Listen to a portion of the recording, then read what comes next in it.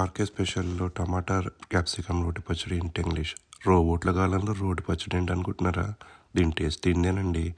మరి ముందుగా అయితే క్యాప్సికమ్ టేకింగ్, కట్టింగ్, టమాటా టేకింగ్, కట్టింగ్, పచ్చిమిరపకాయలు టేకింగ్, అల్లం టేకింగ్, వెల్లిపాయ టేకింగ్, పొయ్యి మీద మూకుడు పెట్టింగ్, నూనె యాడింగ్, దానికి పోపు దినుసులు యాడింగ్, బాగా ఫ్రైయింగ్.